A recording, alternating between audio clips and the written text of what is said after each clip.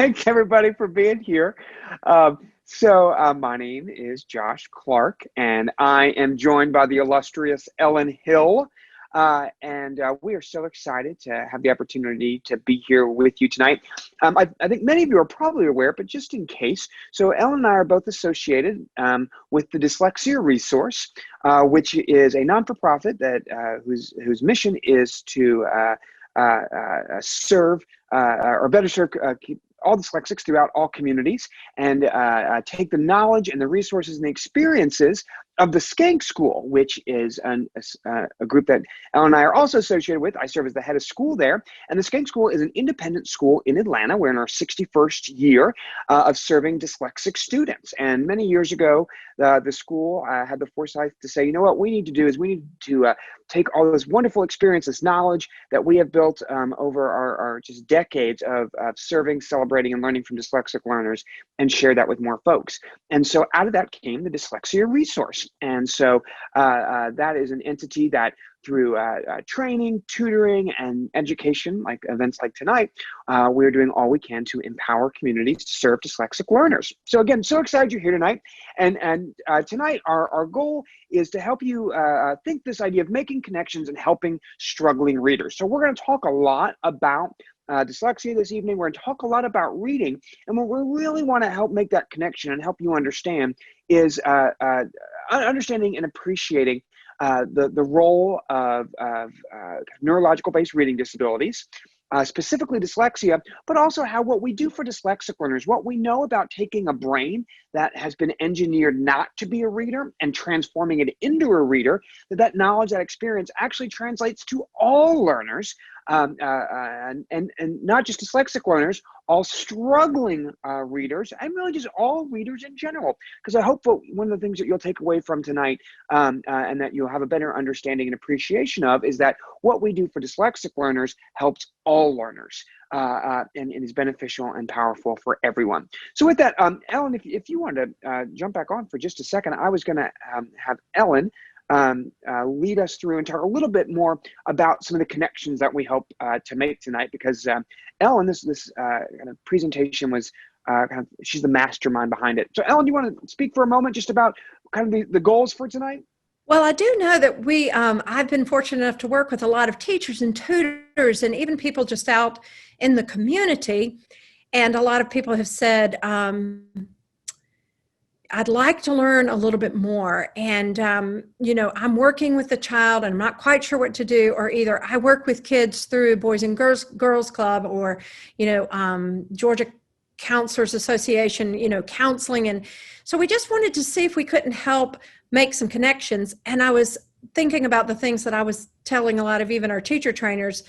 We've got to start making that connection between struggling reading and what we know works. So we really wanted you to not only hear about the research statistics and the brain-based research that's out there, but also, if that is the case and a child is struggling, well then how do we know that they're really struggling? What are those signs, and what are the signs of dyslexia?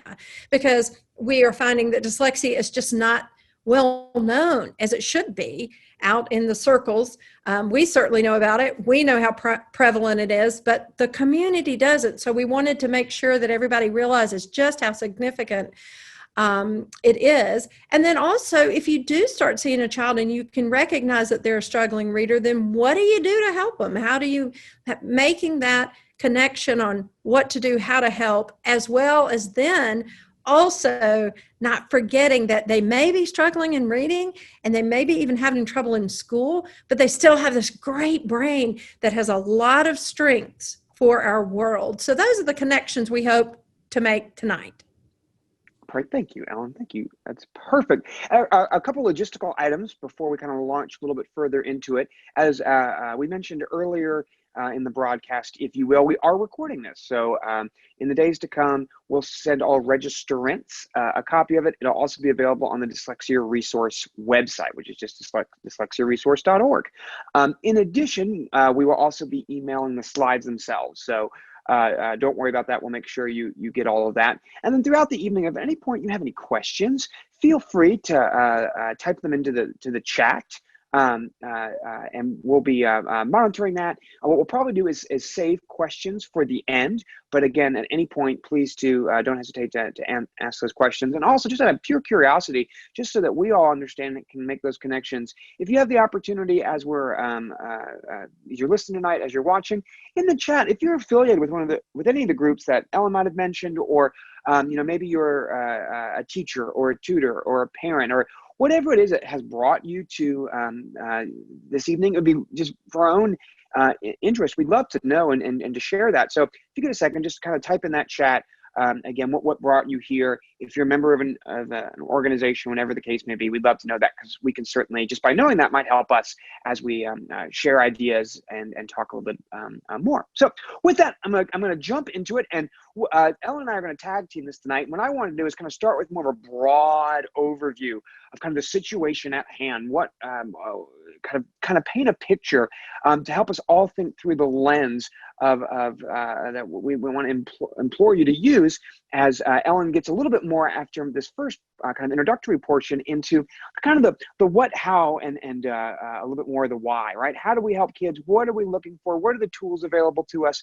And so on and so forth. So with that said, I'm just going to jump right in. So what I want to start with, and again, this is not limited certainly to the Atlanta metro area or the state of Georgia, but being as we are located in Atlanta, I wanted to kind of start to give everybody a sense of the obstacles, if you will, or you could even say obstacles and opportunities in front of us. So this is just a breakdown from the Georgia Department of Education of reading proficiencies in public schools across the state of Georgia. It's not just metro area Atlanta, across the state of Georgia. And I do not believe this is controlled for special education or any other kind of qualifying subtypes, right, that we might put students in. But essentially, at a glance, when we're looking at this, green is good, red is not so good, right? So what we want to see is the more kind of representation, more bandwidth we have in green, right? The better sense that we have that our students are proficient or a distinguished learner, right? Proficient learners in the areas of language arts, right? They're at grade level. We assume that they're accomplishing and able to perform at what we would expect. Distinguished learner is exceeding that. And forgive me, because I could be misrepresenting myself. I think a distinguished learner, in terms of kind of a standardized track, would be qualified more as kind of a college-ready track, even more so than a proficient learner. And again, I could be misrepresenting that, so don't quote me on it. But again, the idea being green good, kind of reddish orange, not so good.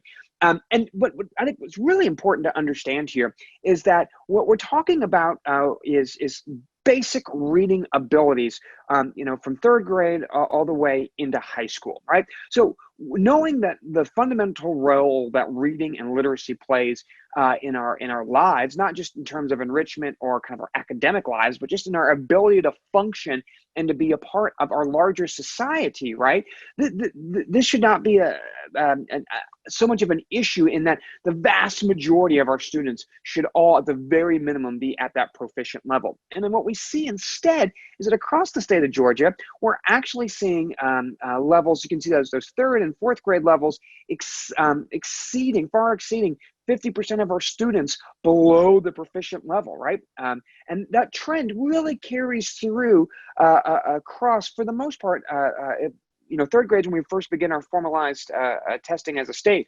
And that trend of just, upwards of 50% or more of our students, for the most part, that trend continues across the spectrum, which is a really kind of terrifying and upsetting state of the union, if you will, and thinking about this many students are struggling. And I'm going to come back to this in a moment and give a little bit more thoughts around that, right? And just to give you a little bit more context for this, in looking at those numbers, right, you are more likely to have survived the Titanic than be poor and a competent reader by third grade in Atlanta metro area, right? So when we looked at the kind of the broad categorizations just a moment ago across the state of Georgia, but when we look at the Atlanta metro area and the counties that kind of make up that metro area, and then we look specifically at students from a disadvantaged socioeconomic background, right? When we look at the performance of reading in those students, we're looking at less than 30% on average of those students reading even at the proficient level, not even the distinguished learner level, at the proficient level, right?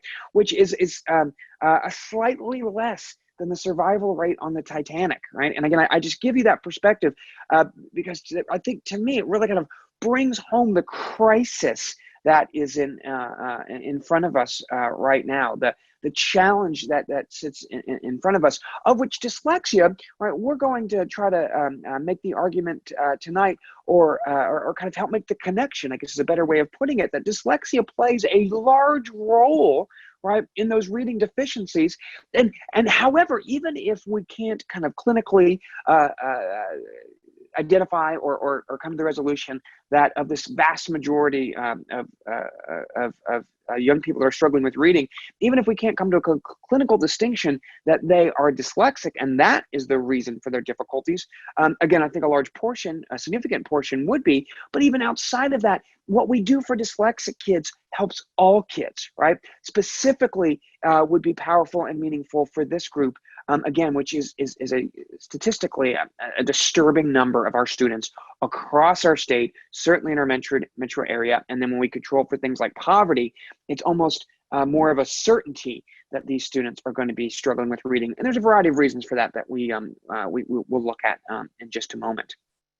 Right, and I think it's important to highlight that this is not an issue that's isolated to just Georgia as well, nor is it necessarily isolated to just the South. So this just gives you literacy rates across the country. And now we're not looking at children, we're just looking at adults, right? We're looking at adult literacy rates throughout the country. And again, blue being on the lowest percentage, and the darker the red, that orange and red being a much higher, much more upsetting percentage of adults that struggle to read. And again, we can see that this is, again, not isolated to Georgia. This is a chronic problem that we cannot suggest cannot be limited to just undiagnosed dyslexia, right? Or kids not that have some kind of maybe some cognitive difficulties that are preventing them from learning to read. When we're looking at 30%, 20% or greater of our adult population under a 5th grade level, in some cases, even exceeding even that 15 to 20% is really an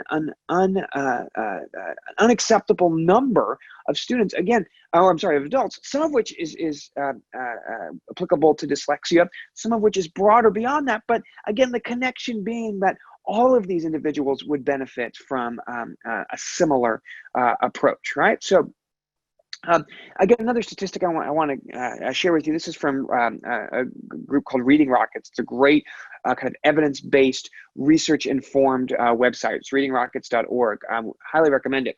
But one of the things it points out is 90% of students struggling to read, it should be at the end, right? So there's kind of case in point. 90% of students struggling to read at the end of 1st grade remained poor readers in 4th grade, right? So, and that 1st through 4th grade that's really that key time where we're getting kids, we're teaching them to read, right? Where they're learning to read, and they're beginning to make that transition from learning to read to reading to learn, right? That idea of, let me explicitly teach you the reading, and then you take those skills, and that's how you're going to acquire new knowledge moving forward, right? And during that prime time, 90% of our students that are struggling in 1st grade are still struggling by the end of 4th grade, right? Which means what we're doing is not working, right? It means the interventions that we have in place, the practices that we on kind of a holistic level are employing are not working. But what's even more upsetting, what's even more frightening, is that of those students who struggle in 1st grade, and 90% are continuing to struggle in 4th grade, the vast majority of them, by far the vast majority, are going to continue to struggle in 9th grade. Kind of the anecdotal note I had for myself was 76%. So we go from 90% to 76%. I couldn't quite get to that level of verification and doing some research for tonight. I got some different numbers, all exceeding 60%. But the idea, again, being that the system we have put in place is not working, right? So to Ellen's point, it's so important to make these connections, and that to really think about what we do for dyslexic kids, the research, the experience that we've developed support students with dyslexia has applicability, has a opportunity beyond just that, which again we'll get to more in a moment, right? So, but before we do, let's talk for a moment about what happens when a child struggles to read, right? So when we start talking about those as early as first grade, those first graders that are struggling to learn to read, because we know 90% of them are going to continue on struggling to read in fourth grade, and the vast majority of them are going to continue to read in high school, right? Regardless of the origins of that difficulty, right? Being some cognitive difficulty, being a result of poor instruction, the physiological and the psychological impacts associated with poverty, which we'll talk a little bit about, language processing, dyslexia, whatever the origin, it doesn't really matter, because when a child struggles to learn to read and it goes unaddressed, right, the kind of the path of their life or their fate kind of takes a pretty predictable turn, which results in some kind of a negative consequence for themselves, but I would also a negative consequence for kind of our greater society, right? Because we have not equipped them to be a sound and contributing member to that greater good, to that greater society, right? So we see students that struggle to learn to read. They have a much higher likelihood of dropping out of high school. You know, no surprise there. They have a much higher likelihood of experiencing incarceration sometimes in their sometime in their lifetime. They have a much higher likelihood of experiencing chronic unemployment, much higher likelihood of having children out of wedlock, much higher likelihood of ending in the juvenile detention system, so on, right? So reading is not just a means to academic success. Reading is a means to kind of setting ourselves up to be independent, to be sustainable, and to be a contributing member of society, which I'm going to imagine is a familiar theme and a familiar story for so many people in this audience. But again, I think is incredibly important to highlight and to point out, right? The good news with all this, kind of a timely saying, right, is that there is a vaccine, right? If we think of illiteracy, if we think of struggling readers as experiencing a virus, if you will, right? Again, very apropos to right now. But if we stop thinking of it or casting it as a predetermined kind of fatalistic, unavoidable, inevitable truth, and think of it more as a temporary difficulties with reading being a symptom that we can treat, right? Then we can really start to expand and think through this, right? And again, the good news is that there is a treatment, there is a vaccine for these struggles. Now, the origin, I don't want to say the origin of the challenges doesn't matter, because it does. But just like any time that we have, we're struggling with something, especially kind of a physical ailment, whatever the case may be, right? There's a kind of a generalized approach that we take to it, and then that we then individualize for our particular case, right?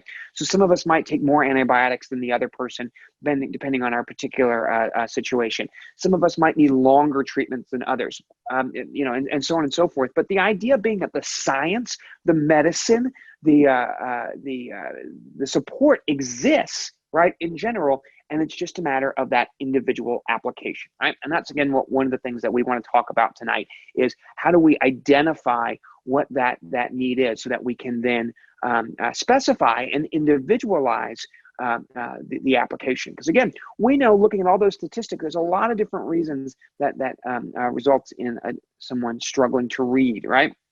Again, some people, just the way their brain is made up and some of their cognitive abilities, right, are built in such a way that we're not surprised that they have a difficult time reading. Because as Ellen will get to in a moment, reading is really, really hard. It's a really, really challenging and difficult task.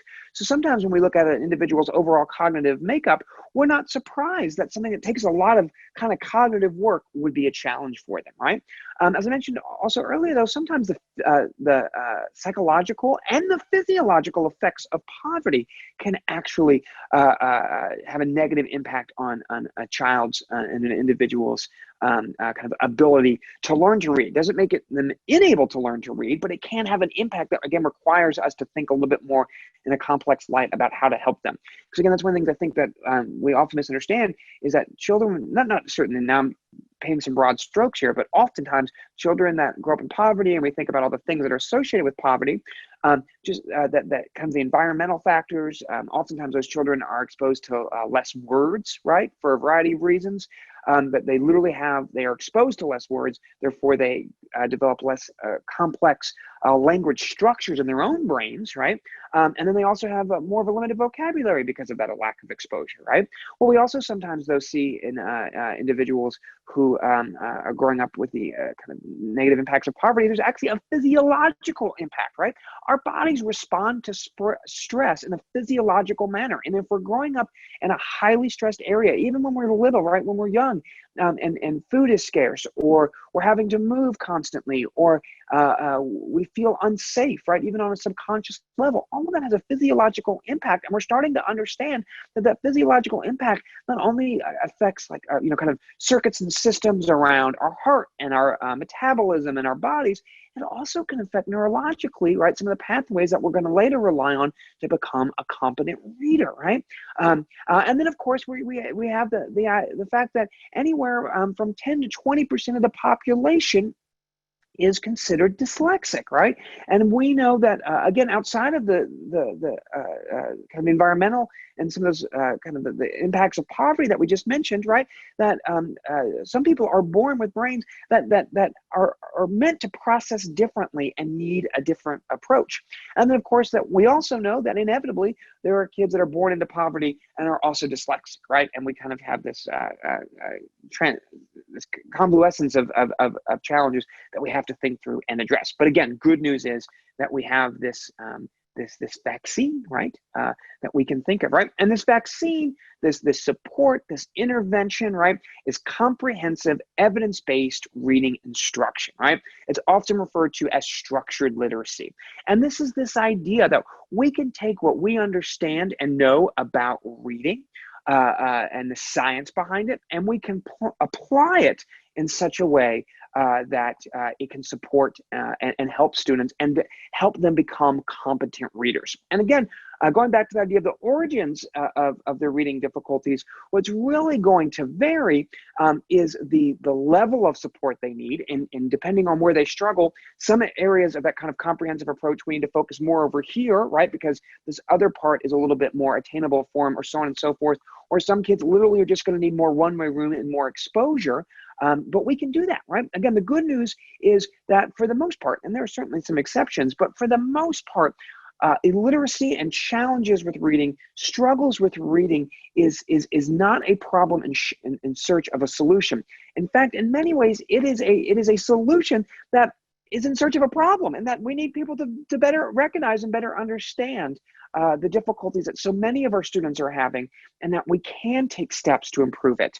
Kind of last thing I'll say about that, in a pre-pandemic world, I often talk about is that if we look at those earlier statistics, right, well over 50% in the state of Georgia struggling to read at a proficient level, kind of pretty consistently.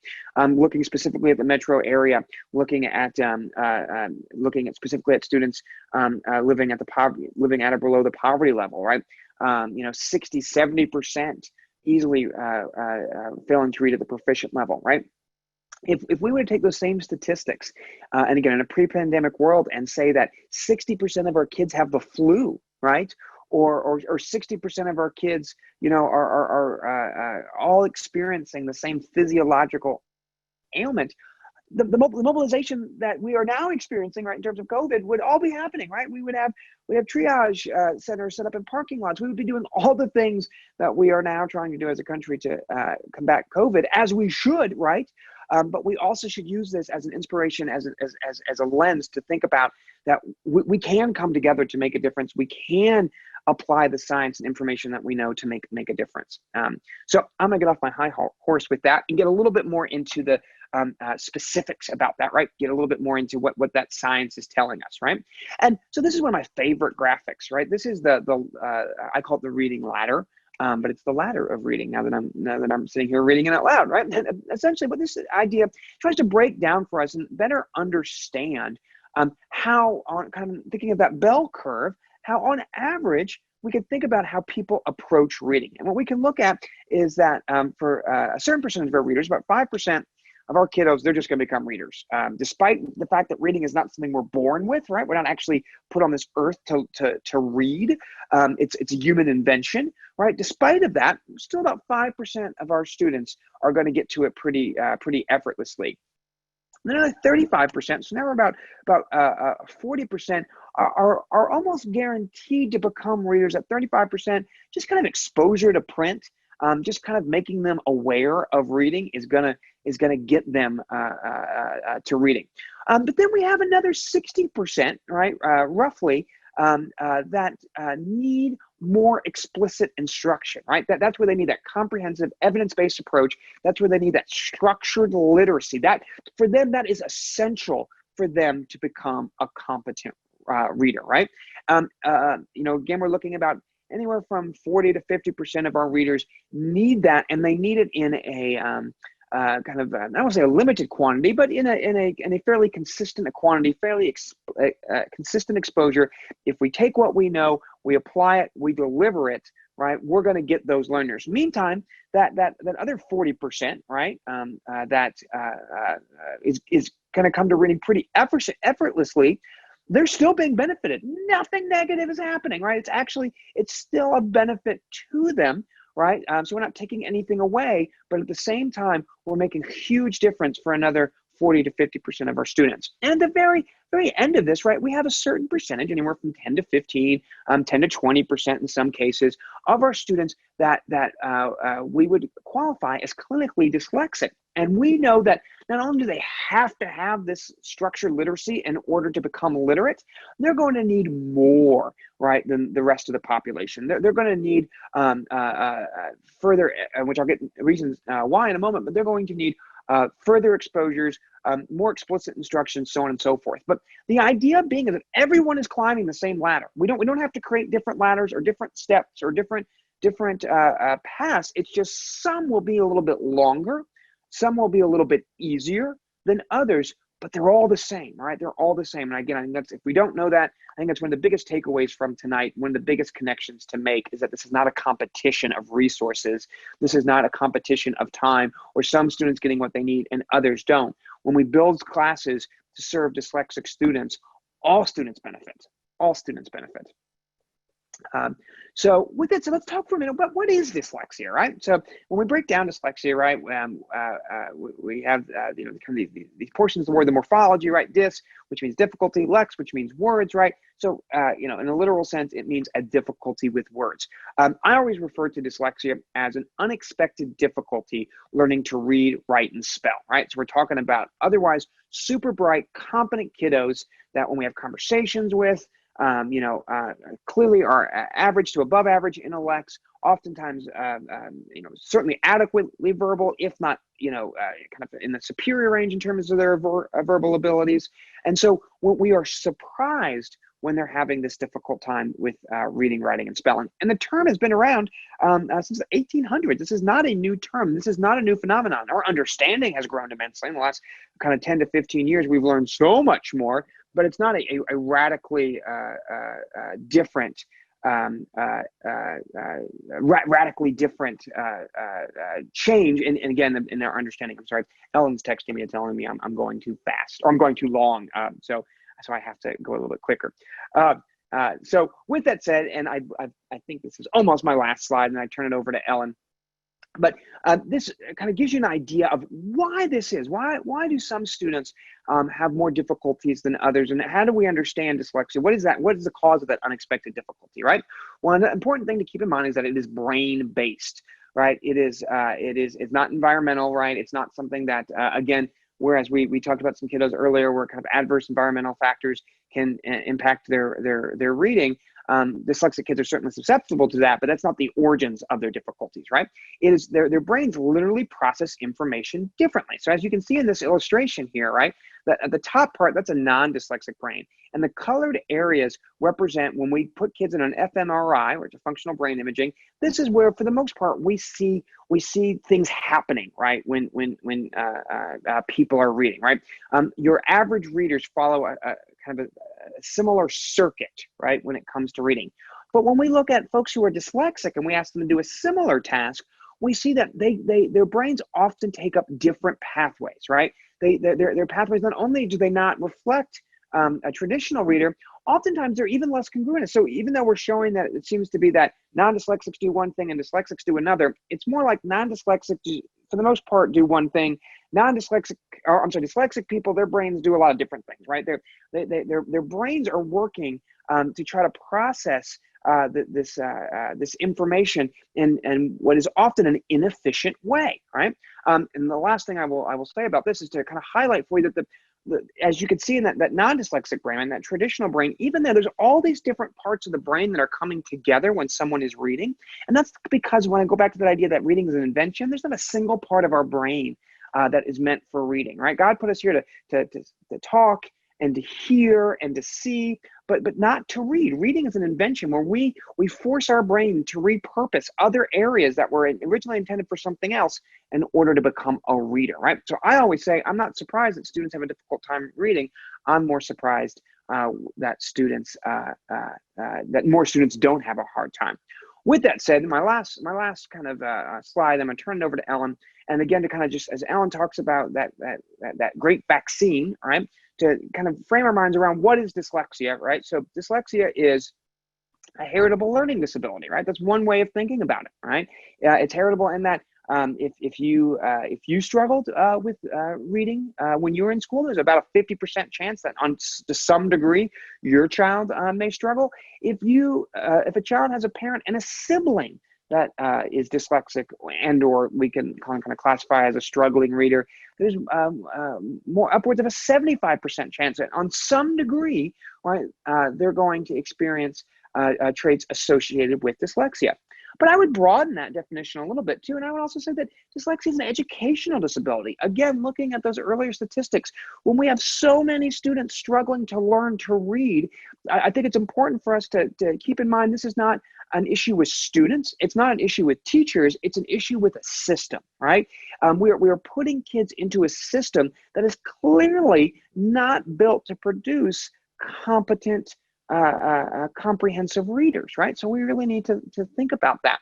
And then finally, I also want us to keep in mind, especially as we go through this conversation and we're trying to make those connections, that as much as dyslexia is a challenge for so many of our students, both of my kids are dyslexic, I'm dyslexic. I could tell you all day about the problems associated with dyslexia and some of the challenges. And just as importantly, Ellen's going to talk about some of the strengths. But I also think it's important for us to recognize and remember that it's also a privilege, in that to receive a diagnosis of dyslexia, it represents the mobilization of immense resources all coming around one child, right? For students that are able to afford a private testing, right? We have all these monetary resources that come around.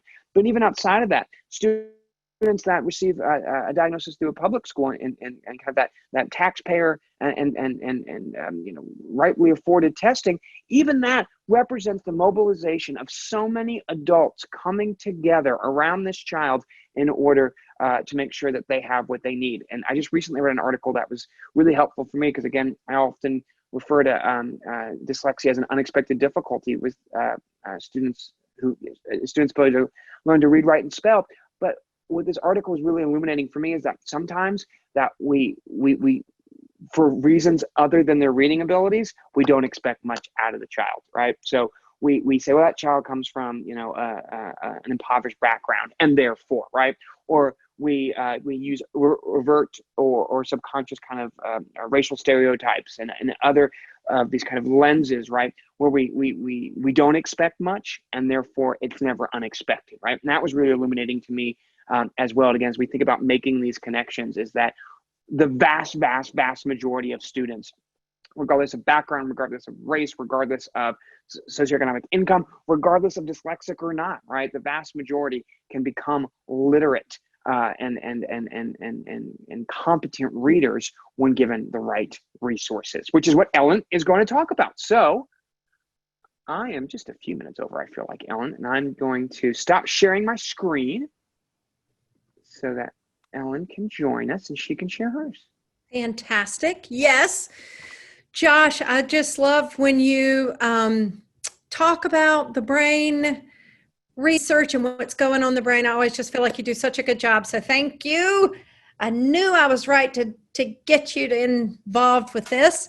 But yeah, so making that connection, one of the things, just like Josh said, I do feel like is, yes, you can call it dyslexia if you learn all about the different things that are a part of that, and then you can get the help that you need, the diagnosis, all of those wonderful things. But the truth is, we just have so many struggling readers, whether it's dyslexia or not. Like Josh said, so much of what we can do is going to be helpful. And I'll talk to you a little bit about some of the differences between whether it's a dyslexic learner or just a struggling reader, and we'll talk about that. But basically, if you're working with a child, we obviously have got to notice those red flags. What is that unexpected difficulty to read? So I love what Sally Shaywitz says, because what typically happens is you have this very average to above average learner. They're learning how to speak, learning vocabulary, all this great stuff. They're talking to you night and day, or showing you ways that they can learn, and you're so amazed. And then they go off to school, and all of a sudden it just goes downhill for them. And school becomes a nightmare. And we're asking them to go to school every day. And if you think about it, we haven't been asking people to learn to read and requiring them by law to read, except for 125, 130 years. So the fact that we're doing this to all our kids is very concerning. And the fact that we aren't helping them, and we're having so many crash and burn, like the statistics say, is concerning. And Sally Shaywitz, who's at Yale, has said red flags and warning signs become loud alarms as a child enters school and there encounters an unexpected difficulty in reading. And obviously, I have to say, when a child starts struggling with reading, I've never met a child who didn't want to read and didn't want to learn ever. And I've been lucky to be in this business for over 30 years, and I've never seen a child in any setting not want to learn. But when you start looking around because you're with it, and you realize other kids are getting this faster than you, then you start saying, something's wrong with me. And the only thing you can assume as a child is, I must be dumb. And eventually, you don't want that label at all. And if you're not getting the help, you're going to start saying, I'd rather be called bad than dumb, or I'd rather be called the class clown and get in trouble that way than being dumb. So it's just such a crisis, like Josh said, in so many ways. Now, this is a busy slide. I really want you to read this slide when you get the slides tomorrow. But there are lots of different signs you can look for when a child has a reading difficulty. But the truth of the matter is, children who cannot move from looking at a picture of a word and then being able to break it into parts, that right there is the crux of it. And then the effort that they're having to put toward breaking a word into parts, either a small word into its phonemes or a larger word into its syllables, that alone means stop the presses. This isn't coming easy for this kid, whether you call it dyslexia or just a struggling reader, and intervention is needed. So I do want you to know that we obviously have put together a sheet that says, yeah, here are the red flags. This is what we know you need to be looking for. A preschool age child should be doing this, and by a certain age, a 6-year-old should be doing this. An elementary school child should be doing this. And we are going to send you our red flag checklist as well, a PDF copy of it, not just in this slide, because I know you won't be able to see it, but so that you can be looking out for these red flags as well. But if you think about this and you're thinking, okay, reading instruction, we're requiring this and children are having trouble. I mean, why do we teach reading, right?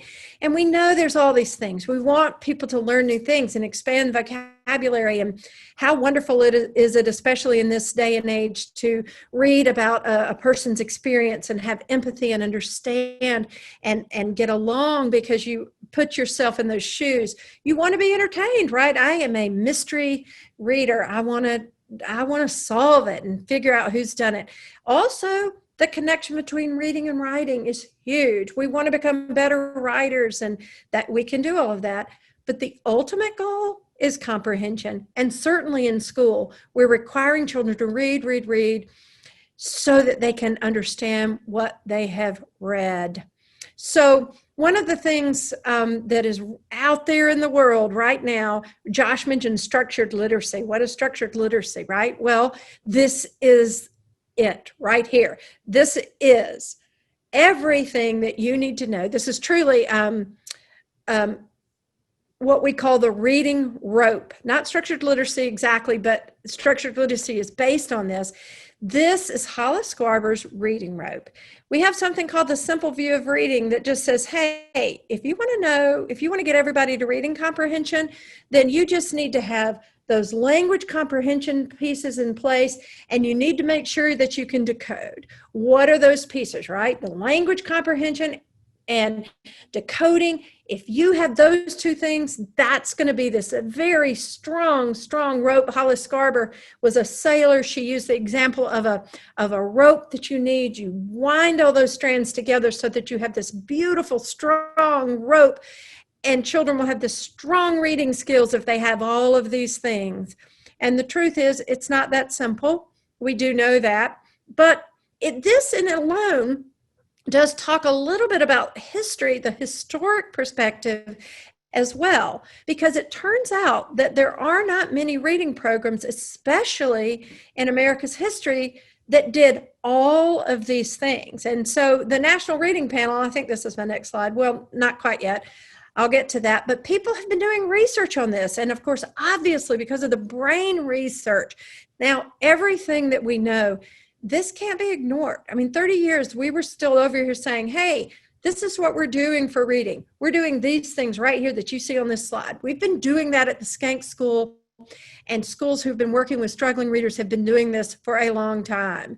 And yet nobody was hearing us really in the private and public sector. Now, obviously, the private school, other people started getting educated. More and more public schools are jumping on board. And a lot of it is because of the brain reading research. So people are making sure, okay, what is it we need to be teaching? Well, here are the elements right here.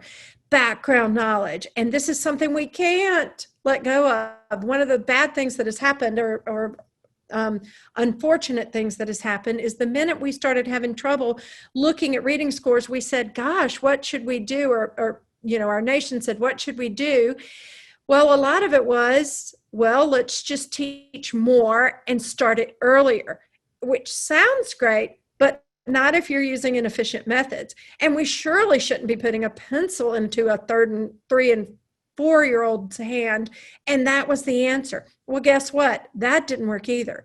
Instead, and what we started doing, even to get all that done, and let's read more and more and more and more, we'll drop everything and read. Everybody just read more. Like if we read more, then you'll read better. That wasn't the answer. And what we took away from was science and social studies. And that doesn't work. Because if you're to read something on baseball and you have no knowledge of baseball, no background knowledge at all, you won't be comprehending that paragraph. Even if you decode every word, it doesn't work. Our children have got to experience knowledge. They need vocabulary, and they may not know a vocabulary word, so we need to fill their world with words and vocabulary. We have to teach vocabulary. They need to understand text and story structures. We know this. They need to understand the sequencing of stories, beginning, the middle, the end. They need verbal reasoning and literacy knowledge. They need those understandings. They need to understand inferences, and they need to understand parts of sentences so they can figure out more of what's going on as they read it. But even more importantly, before we can really enhance all of the other things, those language comprehension bases, which we need to do from the get-go, we have to make sure that a child is decoding. Because if they cannot break a word into parts and they cannot read the word, then they can't get any of the other language comprehension pieces very well. It's such a shaky ground. And in addition, we even have some children who can decode like the wind, but unless we get into more of the phonological pieces and the morphological pieces of decoding, they could read a word perfectly, especially like your ESL students, ESOL. They don't understand it. They might decode it beautifully, but unless they understand what some of those Greek roots mean and Latin prefixes mean, they're not going to understand it. So it seems easy and complicated at the same time, but this is it right here. If you've heard about reading wars, then it's probably because in the past, people used to say, we've got to teach phonics, we have to. But they didn't do a lot of the other things. Other people said, let's just really make it an enriching language, which sounds so fabulous. But if they didn't teach decoding and phonics, it didn't work. So what we started realizing was these areas have to be taught, especially the decoding areas. And the bad news is this: in a lot of our teacher training programs, a lot of the language comprehension pieces are being enhanced and taught, but not decoding. Dyslexics have terrible trouble breaking words into phonemes and breaking longer words into syllables. They can't do it. That alphabetic principle that our whole language, English language, is relying on, it doesn't work. So we know they've got to be taught. And like I said, many, many teachers are not trained at all how to teach children in these areas. And believe it or not, many schools don't even have phonics in their curriculum, phonics, phonological awareness. It's just, it's not good. So in thinking about that, yeah, not sure what's going on there. Again, look at this. I put this slide in here to tell you this. The National Institute of Health says the lack of phonemic awareness is the most powerful determinant of the likelihood of failure to read. If they can't decode, then they're not going to be able to enhance all those wonderful language components. Why did I put the slide in here? Because this is the National Institute of Health. Why do they care? Well, you know exactly why they care. The National Institute has gotten involved. They need the vaccine because people who aren't reading are failing in life. They are becoming depressed. They have health issues, stomach aches, headaches, migraines. It's not a good situation. They aren't able to improve their lives. They don't get jobs. Many of them end into prison. It affects us all. So the other thing is phonics and word story. Well, word study, again, all of the reading sources out there, this national reading panel has said, we've got to make sure that we teach phonics and word study. And it can't just be any old phonics. It's got to be a systematic, explicit phonics instruction. And that was another problem we started having because some people were saying, oh, I'll do a little phonics here, a little phonics there. That doesn't work. It's got to be a systematic, structured approach. And that's the structured literacy that Josh was mentioning, right? We know this is the big deal. There's a huge reading organization called the International Dyslexia Association. Everything they're putting out is based on Scarber's reading rope. And they are saying, look, you have to do these things to adequately teach reading. So we know this. But it did become a big deal when people said, well, really, phonics? Well, it's got to be systematic and sequential. What do we use? You may have heard about Orton Gillingham. That is exactly the method that Mr. Skank started using 60 years ago at his school. And many, many, many programs use the Orton Gillingham approach. If you haven't heard about it, it is a systematic, explicit phonics instruction. But you know what it is? It's the English language. Because what happened was Dr. Samuel Orton, the reason it's called Orton Gillingham, he was a neurologist. He started working with children who were having these terrible troubles. And he said, this is a brain thing. He knew it. He knew it was about neural connections and the building of memory and taking it from short-term memory to long-term memory. So he got his dear friend who was a master of the English language, Anna Gillingham, and his wife, who was also a teacher. And they developed this program to say, okay, let's just figure out how to teach the English language so that it makes perfect sense for these children, building on all those early concepts, just like we do in math. We have to teach addition before we can teach multiplication. Well, guess what? You have to teach all these beginning pieces, these prerequisites for reading, phonological awareness, phonemic awareness, and then all of the word study, the sounds of letters, all of these things, and you build on those things. And not only can you just teach it to every child, but you need to do it in a way in using a multi-sensory approach, auditory, visual, kinesthetic, that will get that information in somehow. Again, it was about building memory as well.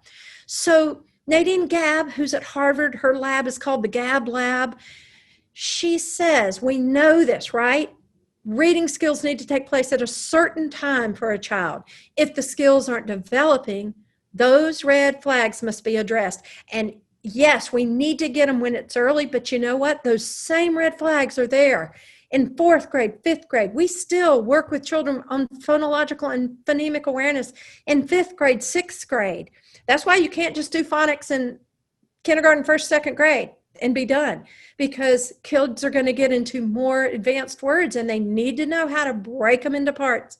Early intervention is best, not time.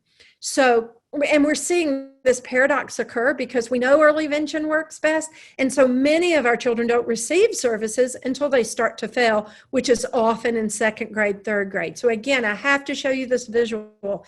None of this is developmental. It's an actual change that takes place in the brain. And if a child's brain is not forming that neural pathway, then we have to, as instructors, get in there and start working with the child right away to help make that change. There's no such thing as the gift of time. Now, are our kids smart? Are these kids smart? Do they go on down the road of reading? Yes. And they can start reading, but it's still so poor and slow and choppy. It's not like it should be. And some people say, oh, okay, well, you know, it's okay because they're starting to read. It's okay. But it's not, especially not reading to potential. Those scores Josh showed you, you know, yes, we have a certain number of children that we think are reading proficiently, but many of proficient readers are not reaching where they should be, which is often just as detrimental as those students who aren't reading at all. We know struggling readers need remediation, and they need help with that reading, the spelling and the writing of it. We know they need the Orton Gillingham approach for that decoding piece. And while that remediation is taking place, most students are going to need some accommodation. We need to give them a break, because if they are working so hard on learning how to break that language into parts, crack the code, then they're going to need a little bit of assistance if they're having to work that hard and expend that much energy. We've got to give them plenty of time. Every dyslexic needs extended time. And then they may need a little support in a regular classroom while they're doing it. Homework may need to be, carefully structured for them. Spelling tests need to go out the window, okay, unless it's on exactly what you're working with them on. Some of those kinds of things. If they're reading a novel in another subject area, then let them listen to that novel on tape while they're learning to read. We say this all the time at Skankin. Dyslexia and struggling readers, really, one of the problems is it could be a continuum. You may have a mild struggling reader, a moderate struggling reader, and even a severe struggling reader. So again, we know we've got to say, okay, where is this child? How can we break it down? And then how much repetition is going to be needed for them? I use this analogy as well. A lot of times, I'm looking at my time. So we use this analogy a lot of times, because even when we're working with an older kid or an adult, we'll say, look, we're going to go all the way back to the beginning of your reading road, because unfortunately, we don't think you were taught the best way for your brain. And we need to go fill in some of those gaps that you may have missed. And we want to do that so that your reading road becomes so smooth that then you will be able to take off. We can make you a better and a faster reader. So teachers and tutors, if you're working with kids, be aware of those struggling readers that you work with. Watch for those red flags. Again, we're sending you a list, but again, it's just watching them. Can they break those words down? Do they have all those pre-reading requisites? Can they break a word apart? Is learning letters just so breezy, or is it real inconsistent for them? They can get them one day and not the next. All of those things. What's the effort that they're having to put into it? And if you can, present that reading instruction that works best for dyslexics. If you want to learn it, you can. If you don't already know it.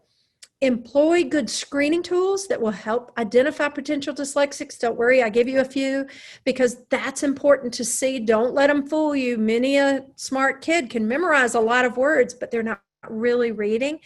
And then there will be a point sometimes when a child may even, if I hear that a child is struggling, I'm like, okay, great. Figure out what they're struggling with and start working with them. If they can't rhyme, start teaching them rhyming. If they can't break a word into parts, okay, start teaching them how to break a word into parts. Do it immediately. You don't have to wait for a diagnosis. But if a child is more complex or the parents can do this, it's great to go get that diagnosis so that you know what all is interfering with that child's learning and you can continue to work and move them forward. Teachers, tutors, if you're saying, well, what do I need to ask? Well, here's what you need to make sure. You need to say, is my school teaching all those components of the reading rope? Are they doing it? If you're teaching that, you need to be saying, am I teaching all those pieces of the reading rope? If not, how can I do that? I need to implement these into my classroom or into my tutoring sessions, right? And then you have to look at that kid and you have to say, where are they on the continuum? And if they're not getting it, how can I break it down and teach it explicitly? And how much repetition does this child need? And in order to do that, you're going to need well-trained teachers and tutors. So the other thing, parents especially, but also teachers, realize these are bright kids. During their remediation, don't let them miss out on literacy. Read aloud and read often, or allow them to listen to lots of books on tape and just listen and let them have fun. Obviously, Learning Ally, if it's a textbook and they've got to read it, let them do that. Show them that reading and learning is fun. Teach them vocabulary, expose them to vocabulary. Talk about, what is that word? What does that mean? Hey, does that word have multiple meanings? What are they? Those wonderful things, because they're missing out on those things if they're not reading them. Share knowledge. Make sure they have that background knowledge. Let them watch videos. Let them watch educational TV, because that is a great modality for them. But also museums. And right now there's so many museums online. So let them go absorb all these great ways of learning things and then focus on their strengths. But as a parent and teacher, you do need to understand this is hard. Learning to read can be very hard for children, and it's perfectly fine to say, wow, I get that this is hard for you. But at the same time, you have to say, however, I know you're a strong kid and you can do this. We can do this. Reading is hard and reading is tough, but so are you. So keep pushing them. Have a gentle, tough kindness. And don't, by any means, while they're having remediation, don't take them out of their extracurricular or their passions. Please allow them to do all those wonderful things that their brain was meant to do. Does remediation work? You betcha. And guess what? We were there saying, this is working, this is working. We're seeing these reading scores improve. But eventually they did start watching children's brains to see what was happening. And yes, they found out, if you use that explicit, wonderful teaching with children, their new neural connections will form and their capacity is enhanced and it's easier for them to remember it. Their working memory actually gets better. The pathway becomes an easier and better pathway. And for many children, although it may not be as fast as a non-dyslexic, for many children, speeding it up and enhancing it is the difference between failure and success. Another thing, just right here, this is more research saying that brain will rearrange itself. It's all about plasticity, and we know that the brain will make better neural connections. Don't forget that these kids and adults, everybody, they have these sea of strengths. Boy, they're highly creative. They're very bright, and they have emotional strengths that are out the wazoo. I've worked so many with kids, schools that are like, well, do we even want to take dyslexic kids, private schools? They want them. They love them. They're good people. They're good friends. They're often empathetic because they've had to work so hard. Their brains are meant for the world. They can build. They see things differently. They're creative. It is so much fun to be with dyslexics. So focus on those strengths. I've got a couple of books that help you do that if you're not sure how. And even knowing this is getting out there. People are discovering that entrepreneurs, many entrepreneurs, many successful people are dyslexic.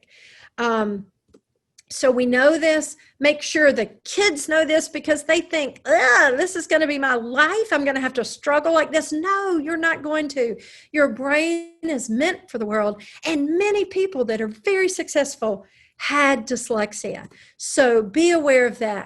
Now, I'm just going to tell you real quickly, I've put some books and some things in here that you may be dying for. There are some screeners that can help you identify those red flags for dyslexia, and more people are coming out with it. Remember, I mentioned Nadine Gabb, and Haskins Laboratories coming out with great screeners that hopefully are going to help everybody, especially those of us in Georgia.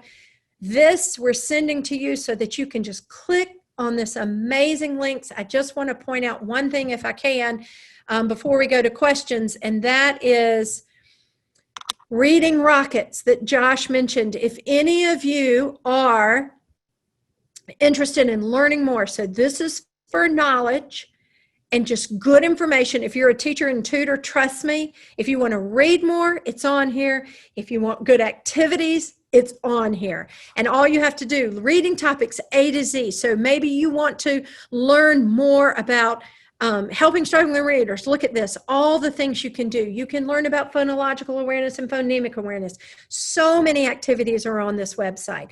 These are all of our peeps, like everybody who's in this reading rope and structured literacy world. This is what they've created for you. It's such a valuable resource. Now, I knew I was going to do this, but the other one, of course, that you could go to is our website. If you're interested in training, right here, the Dyslexia Resource, we are training you how to teach those components of reading. Other people are out there. We're always happy to share other places where you could go and get trained in structured literacy and in this reading rope. How do you do all of that? Again, the Florida Center for Reading Resource, which somehow has disappeared from my list, there is right next to Georgia, the Florida Center for Reading Research. So many great activities on all the components of reading. Made by Dyslexia down here at the bottom.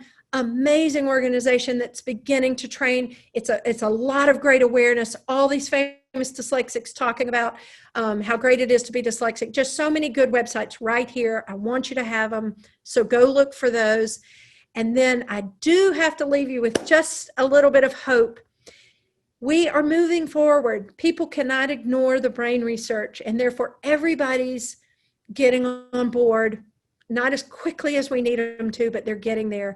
But the greatest thing is the research is showing if we can screen all children for reading weaknesses, and then we can follow it up with just intensive research-based intervention, which can be done in many schools across our country. It is being done. If we can do this, studies show that 94 to 98% of our children will begin reading at their grade level at least. How fantastic would that be for our country? So needless to say, we're out here preaching it. We thank you so much for coming and listening to us. We do have some time for questions. I think it was I don't know what we even said. I think we said, what did we say? 7 to 8 webinar, 8 to 8:15 questions. I think we said 7 to 8. Yes, but, okay. It's close enough. It's close enough. And so if you have any questions, feel free to type them in that in the chat or in the Q&A. I'm going to look. There's a couple questions that have popped up. One, the difference between dyslexia and dysgraphia. Mm-hmm. And Ellen, please feel free to expand upon this. But so, dyslexia is a processing difficulty or processing difference that results in a difficulty being able to take a symbol, associate it with a sound, right? In the most simplified way. Dysgraphia is literally a difficulty to physically represent that symbol, to recreate it, right? Ellen, again, please feel free to expand upon this. So they are highly connected. I have certainly met students who are not dysgraphic. I've certainly met dyslexic students who are not dysgraphic. I've met dyslexic students who may not qualify as dysgraphic, but are probably pretty darn close. I would, and this is where again, Ellen, I'd love your insight on this if you have any. I've never encountered a purely dysgraphic child. Just the processing difficulties associated with kind of translating it from here to here, I think would, even if it's a secondary consequence, would inevitably impact a child's ability to kind of make that sound symbol association, because the ability to form it, right, that much thought going into it would kind of be a barrier, right, to your reading and your kind of efficiencies. But Ellen, please feel free to expand. Yeah, no, I think that's very true. And of course, dysgraphia could be a fine motor issue, right? So a child could have lots of trouble with that. And then when you add that on top of, the fact that, oh, now I've got to not only think of the letter, but I've got to remember the symbol, the sound that goes with that symbol, and then put it down and process it in my brain and get it all the way from there to here. That's the biggest thing. And I also see that somebody's asking a little bit about, okay, how do reversals tie in with that? One thing we're trying to say, dyslexia is not just about reversing letters, because it's not. It's a reading issue. But obviously, if you have tons of issues with processing a sound and a symbol, you're not going to be able to figure out reversals as quickly. So many children have trouble figuring out that two-dimensional letter sound representation, but pretty quickly they start to get it, and dyslexics don't. That's another piece of it for sure. So a lot of it for us is giving them tricks to remember, okay, when you make not only and also having them make the sound symbol connection while they're learning the symbol. So not just saying, this is a B, it says ba, and this is how you write it. But instead showing them, every time you write this, I want you to say bat, ball, B, bat, ball, B, like that. So we do a lot of that. And even on the Dyslexia Resource, I think, website, we talk a little bit more about how to help a child with reversals as well, because they can overcome those. They can get there as they connect the sound and the symbol more easily. Beautiful. We also have a question about how do teachers get trained. A great place to start is just dyslexiaresource.org. We offer a number of opportunities, from kind of more what I'm going to refer to as informal, like we're doing right now, to more very formal that results in qualification for credentials through the academy, the Orton Gillingham Academy. So a lot of information on the website, dyslexiaresource.org. Great question. I'm going to let Ellen take. Why haven't the public schools started to teach with OG? And I'm going to let Ellen take it. She's in the trenches there. I am in the trenches. And the truth is, it definitely just depends. I mean, I am sorry to say that the word hasn't gotten out there. I mean, it's taken so many schools just to even start recognizing dyslexia. A lot of it is teacher training. I'm not going to lie. It's college education. I have a master's degree and undergraduate degree in learning disabilities. I never learned anything about dyslexia or how to Orton Gillingham and how to teach it until I got to the Skank schools. So the good news again is that the word is getting out there. There's a great even website called The Science of Reading, What I Wish I'd Learned in College. That's just a teacher organization. Many teachers very frustrated with the fact that they didn't learn this in college. But again, some universities are starting to do this and say, okay, we got to teach the reading rope. More and more people are becoming aware of it. It may be that you have to be that person that comes in and says, do you know about the reading rope? Are we teaching all of these elements? If not, why? How can we get your teachers trained and get them started? I often try to say, as a parent, it must be so frustrating. And I'm sorry, I actually am a parent of dyslexics, and it is frustrating. And to know that you can't go to the educational experts to help you with the problem. And as a matter of fact, they usually are going against you. So that is so frustrating that they're not always the experts, but but we've got to get them there. There are public schools that are doing this. There are.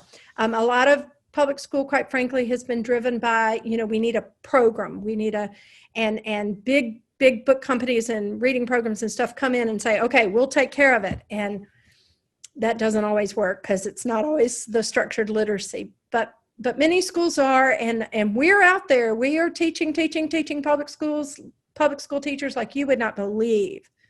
So did I Yes. Yeah, that was answer great. Yes. That was perfect. And Ellen, and when Ellen says we, she's very right, it's we, but it's also me, because Ellen is personally out there. Just over the summer, I think she worked with over 100 APS teachers doing the Dyslexia Resource. That's right. We are out there teaching. So we're getting there. What is the state of dyslexia and dysgraphia support in Georgia?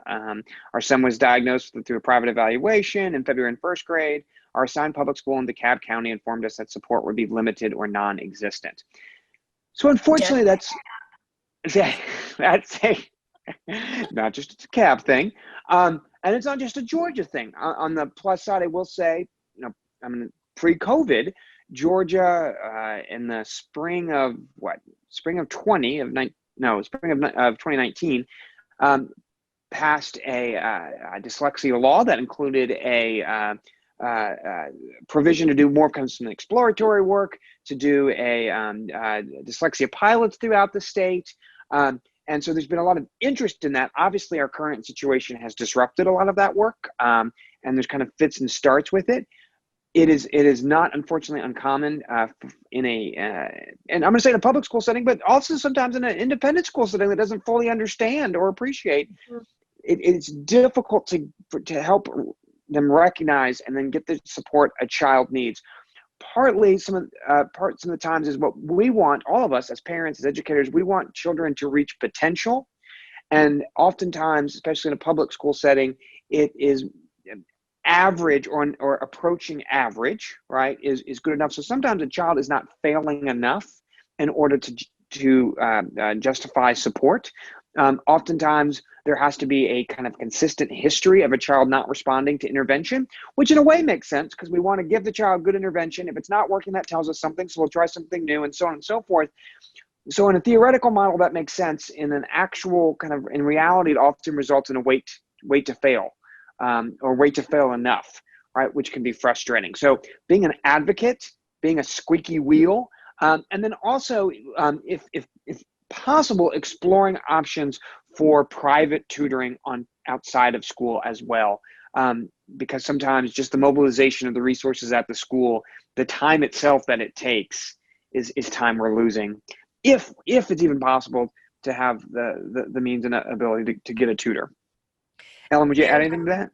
Yeah, the wait to fail. And it's so distressing. I know it is, but when I Josh, I'm going to say it, when people say to me, my child's just been diagnosed as dyslexic, to me, it is a celebration. Oh, fantastic. They've got a dyslexic brain. Their brain is meant for the world. They're going to be so much fun to hang around. They're creative and bright. You probably already know this if you've got a child that's dyslexic. And all you have to do, guess what? There's even better news. There's a prescription. It's Orton Gillingham. It's the components of reading. You can teach these to kids. They will overcome it. And that's fantastic. But where you get that help can be a little bit of distressing. So really, there's just two things you're going to have to do. This is what I say it a lot. Number one, all you have to do if you have a dyslexic child is get them reading. And then you're going to have to keep their confidence up, because even if they can crack that code and become a good reader, they're never going to be a fast reader. And so then, because they have to do a workload in school, you got to keep their confidence up and make sure that you're helping them be a whole child, and manage workload and not being too stressful of a workload if that's what they need. You may have to even help them be that advocate to get them through school so that they can reach that potential. Many of our kids, once they make it through high school, it is amazing what they can do. And if they make it through high school, they can make it through college often or into a fantastic career, and they work hard. They're used to working hard. So, but the Orton Gillingham piece, cracking that code, the decoding piece, is crucial for dyslexics. Yeah. And just kind of going back to that, another comment that was made under that question, this idea of they're saying, they have to be officially diagnosed with a learning disability. And unfortunately, oftentimes, and this is somewhat understandable on a large scale, but not on an individual basis, public schools do not accept private testing. Again, on a large scale, it makes sense because we don't want factories out there, just people buying diagnosis and so on and so forth for nefarious reasons. I call it the Ambeki Syndrome, and that kind of controversy that has only made this worse for our kids. But at the same time, it's incredibly frustrating because we will get a qualified, highly capable practitioner saying this child's dyslexic, and then public schools and sometimes even private schools don't recognize it. And again, it goes back to what Ellen just said. Let's find a tutor. Let's figure out what we can do, and then let's not in our household set expectations that the school has set that don't make sense for us, right? So let's not obsess over the spelling test. Let's not, let's figure out what makes the most sense for us in our house to try to keep that confidence up. I can tell you. Oh, go ahead. I was just going to say, especially if you have to say to the school, if you're a teacher, tutor, whatever, to say, look, while the child is being remediated, we need accommodations. If you'll help us, we're going to do what we need to do to get them reading. If you just help us with accommodations, we get it. You've got a class of 25. You haven't been trained, or, y'all are able to help us. We're going to get his reading stronger. And in the meantime, we need you to help us keep his confidence up in the classroom. And because of that, we need you to do this, this, and this. And one thing I didn't say was that my husband is dyslexic, went to the skank school. I have 2 children that have also been diagnosed dyslexic, and I've been in IP meetings or 504 meetings, and they've said, we really expect him to be doing this. And I've said, I expect him to be doing that too, but it's not happening. So how can we help him? What can we put in place? So get the school to help you with the confidence piece if they can't help you with the reading. That's great. We have one last question, and I know we're already over time, so we appreciate everybody that's able to continue tuning in. If you have more questions, Ellen and I have no life, so you're welcome to keep asking. Oh no, I have teenagers, and I'm happy to talk to you all night long. So we got a great question about ADHD, right? How do we tell what's ADHD and what's dyslexia? And I'm going to turn over to Ellen because Ellen talks a lot about the puzzle pieces that, and the one thing I'll set her up and I'll add to that is kind of the kind of terrifying scientific term is comorbid, right? So dyslexia is a comorbid disability or disorder, and all that means is that there's a much higher likelihood that there's going to be some other things mixed up with it, like ADHD, like language processing. But Ellen, why don't you talk a little bit about that, about the teasing it out? Exactly, and I think that the teasing it out is exactly what it is, Josh, because the thing is that, okay, so not only while we are teaching you all these difficult things that are hard for you, we need you to attend and focus as well, right? So, but one of the things you have to figure out is what is causing that attention issue? Why are they not attending, and why aren't they focusing? And, we do believe that there is a neurological difficulty in many children's brains, and they're diagnosed with attention deficit disorder, which it really isn't a deficit, but we know that can be. But so many other things can look like they're not focusing. It could be that they're having a terrible time with their sensory integration issues. If you've ever seen a child who's the back of their tag is scratching their neck, and it's killing them because they've got some sensory issues, and that is much more painful than another child. And you ask them a question and they were so tired of that tag, and then they say, what? Well, it looks like they weren't focusing because they were focusing on their tag. Or a child with gross motor who falls out of his chair because he can't even find where his body and space is, and he gets back up in his chair, and you ask him the question and he goes, looks like attention issues, right? So if a child is struggling in school and they're so anxious about it, we've seen, if you've seen those slides of what anxiety does, it just shuts your brain down. So I'm so anxious and my stomach kind of hurts because this is so hard for me. And then the teacher asks a question and you say, what? Again. But we do know there are children that have no matter how hard they want to attend and focus, they can't do it because their brain is having trouble focusing and attending. So more than anything, it's becoming knowledgeable about what is interfering with your child's learning, what else could be interfering, finding that out and asking the teacher some good questions and listening to the teacher say, I need to know everything that might be interfering because I'm trying to tease this out, just like Josh said. And then hopefully you'll find some great information and learn whether or not it truly is a medical diagnosis that would come from a doctor, or, what is that teacher observing? Because it could be something else that's causing them not to focus. So I just tell all parents, you're going to have to become pretty knowledgeable about different things that could be interfering, but boy, it will help you. It will help you parent. It will help you become an advocate, and then it will help your child because you'll be treating them for the right things. Yeah. I will say, both of my kids have also benefited from the skank school. One currently benefiting, one has soared on. But when we were going through kind of our process and our journey, Ellen told me that he had ADHD in addition to dyslexia, and I completely ignored Ellen. Turns out she was right. But one of the things that was really helpful for me, and just kind of in this process as a parent, because it was a little bit different than a professional, it was an emotional kind of lens I was looking at things through. But we got him one-on-one tutoring. He had a great tutor. It was great, and he was making huge advances. But she would talk about, we're in session. He is trying his hardest. He will sit there and he will tell me the rule, and then literally he'll say the rule, and then when he goes to write it, he'd write something completely different, right? And it's not because he can't conceptualize it. He literally just could not attend long enough from here to here, right? So I think sometimes getting those kids in that one-on-one or small group setting, and they got to be safe, they got to be comfortable. And so it's not a one-time thing, but if we can get them safe, we can get them comfortable.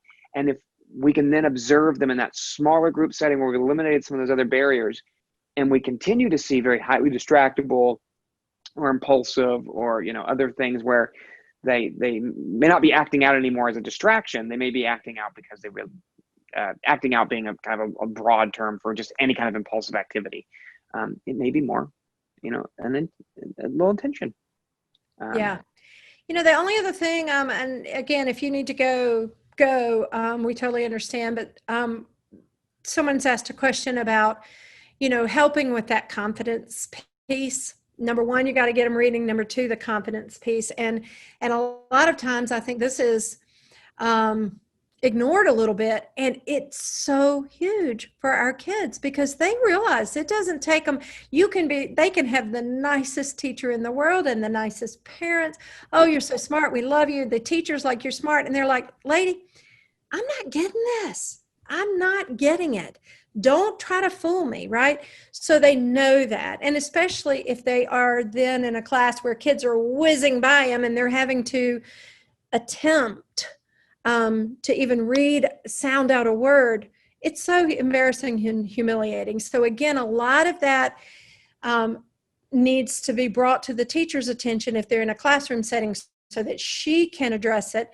And then you as a parent, if you're a parent, you're going to have to tell your children what's going on because they're just too smart to realize it. And I have found people say that, should we tell them they're dyslexic or whatever? I'm like, absolutely. Please tell them what's going on because they get it.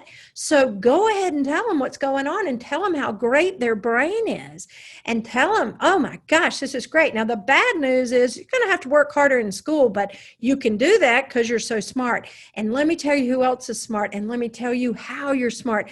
And we're going to own this. And you are going to be, this dyslexia could be a superpower for you. And there's lots of books out there about it, and beef up their confidence, have their tutors do the same thing. Hopefully their teacher will say it. I've even seen parents have children do a presentation on dyslexia to the class and tell the classmates, hey, it turns out I'm really smart, but I have to learn a different way. And reading is really hard for me to learn, but I'm getting there. But that's why it's hard for me to sound out words, but I am really smart in a lot of different ways. Oh, and by the way, here's who else is dyslexic like me. Here's who else who struggled.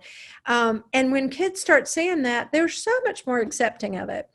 But sometimes you may have to teach your child that verbiage to say, oh, I'll tell you what dyslexia is. It means I'm really smart, but I have to learn in a different way. And sometimes reading is hard for me. Bam. Beautiful. Anyway, but yeah, I hope that answered that question. It is important sometimes, though, to put them in a safe space where they can attempt and they're not afraid to try. Sometimes it may mean you put them in a different school or a homeschooling situation until they can get remediated and feel more confident about themselves. Unfortunately, sometimes that's what it means. Yeah. And as Ellen alluded to earlier too, as we're going through that journey too, it's also important as possible to find that thing that they are good at or that they perceive themselves to be good at and make sure that we don't lose that, right? So we don't want to not go to soccer practice because we have to go to the reading tutor because we're going to defeat the purpose of it, right? Or whatever, maybe it's Legos, maybe it's Minecraft, whatever it is where they can feel successful. We don't want to take that away. And we still have people listening, and since I don't really want to have to deal with teenagers right now, I'm happy just to keep talking.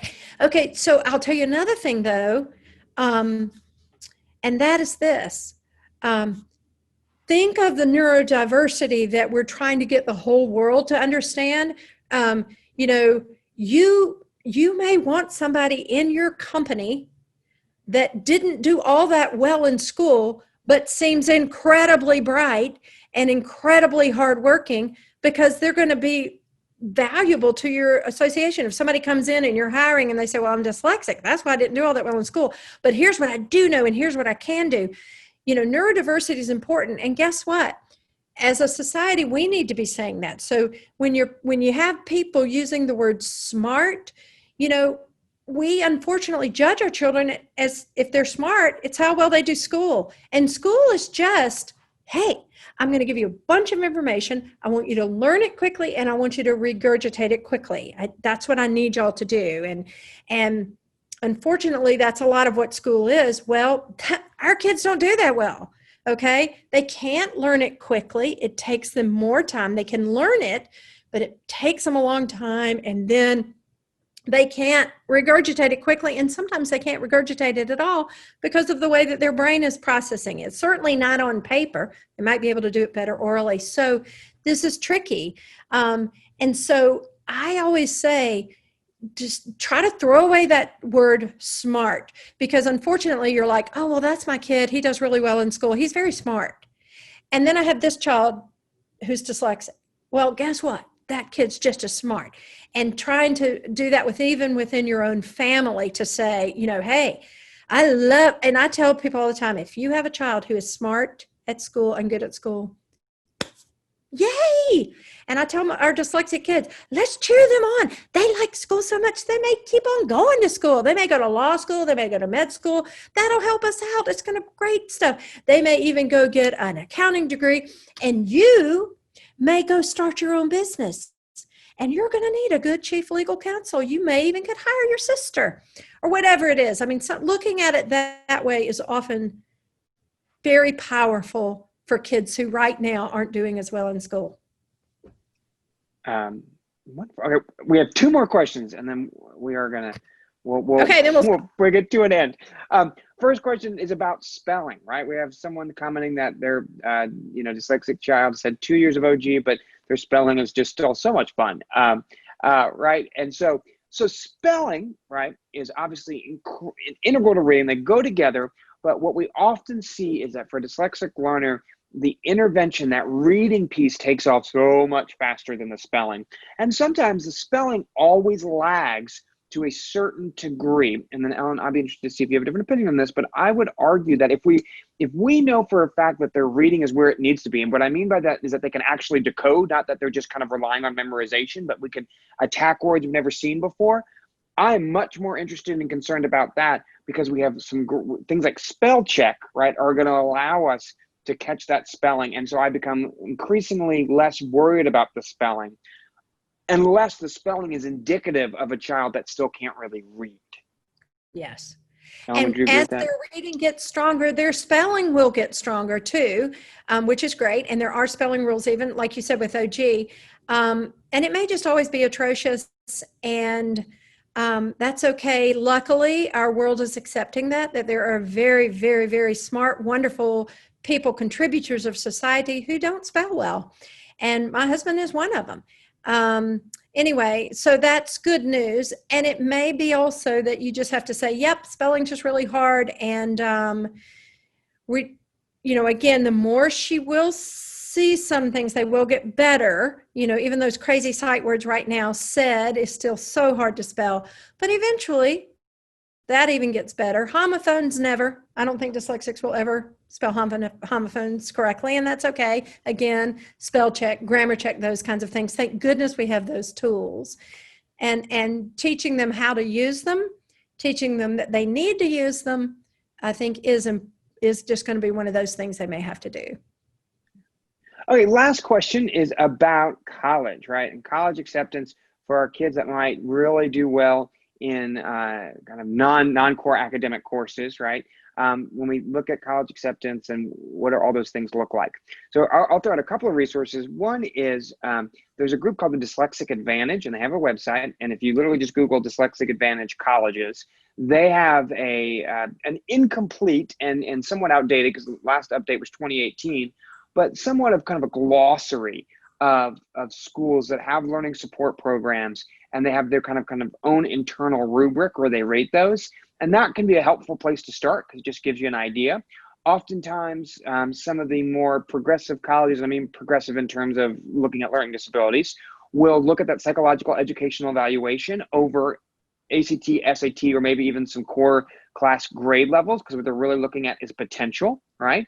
And they'll try to balance that off with, you know, kind of work ethic that is evident through success in other, you know, non-traditional classes and things of that nature. But I think no matter what, I think it's really important to really come to an understanding and have conversations with colleges about what does learning support look like?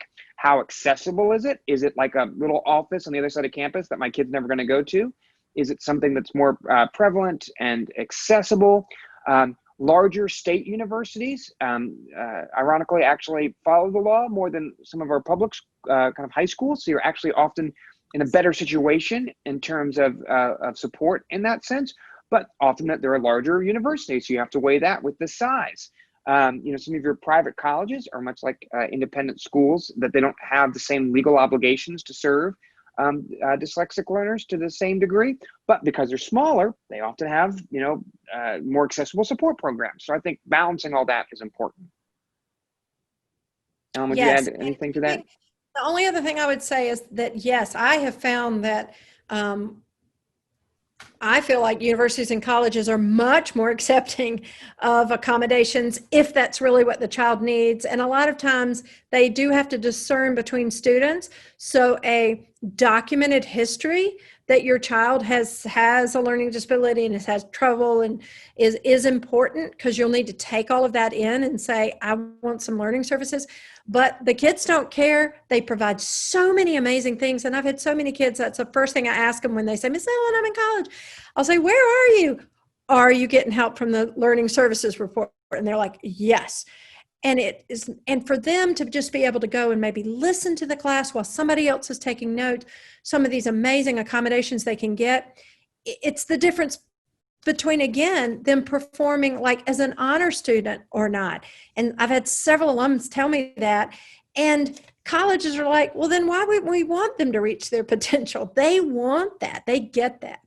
So that's the only other thing I would agree completely with Josh. Keep a documented history so you can show them that, get that help. And the greatest news is there are so many more colleges out there than even opportunities for your child in elementary and middle school and high school. So you can research and just find that amazing place to send them. So, and or not, you know, that's the other great thing, is that there's so many opportunities right now where so much online learning in different areas and fields. You know, we kind of got rid of tech schools, which is kind of unfortunate. And now a lot of that's coming back, where you can choose your career and then just go for it. And a lot of companies saying, you know what, we want to teach you what the information, we just need to make sure you can learn. People starting hiring like that. So there's some real positive things. And maybe, just maybe, since so many schools aren't having to do ACTs and SATs and aren't, you know, they've all done away with it because of COVID, nobody was able to take ACTs and SATs. Maybe then they will just say, hey, we didn't need those anyway. That's my plan. That's what I'm hoping. Well, thank Okay, you Josh, all so much. Thank you to you let the remaining people go. 29. Wow, thank you. We appreciate it so much. We hope this was helpful. Again, dyslexiaresource.org will have the recording of this. We'll make sure that you get copies of the slides. And again, go to that dyslexiaresource.org as well for just additional resources for classrooms, for training opportunities, and all sorts of things. So thank you all so much. We appreciate Thank you it. for coming, and thank you for listening to us. Good luck. Thank you. Thanks, Elle.